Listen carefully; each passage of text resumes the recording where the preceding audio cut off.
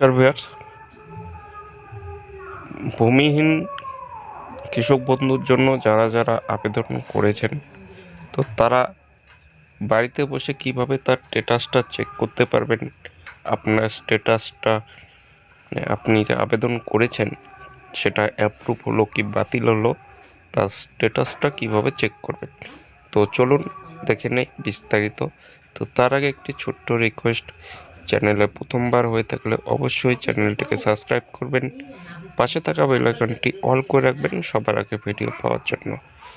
তো সবার প্রথমে আপনি আপনার মোবাইলে গুগল ক্রোম ব্রাউজার ওপেন করে এখানে এগ্রিকালচার লেবার পোর্টাল .wp.gov.in লিখে সার্চ করবেন।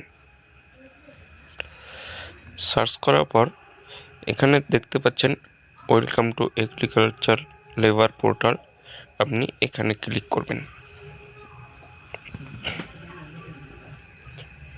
যদি আপনি মোবাইল থেকে এটাকে চেক করে থাকেন, এখানে 3 ডট দেখতে পাচ্ছেন, এই 3 ডটে ক্লিক করে এটাকে ডেস্কটপ সাইট করে নেবেন।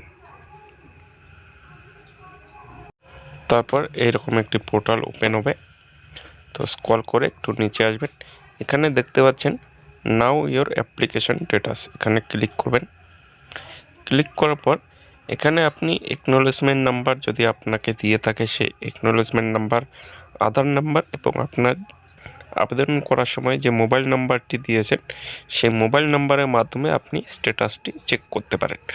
তো আমি এখানে মোবাইল নাম্বারের মাধ্যমে স্ট্যাটাসটি চেক করে দেখাবো।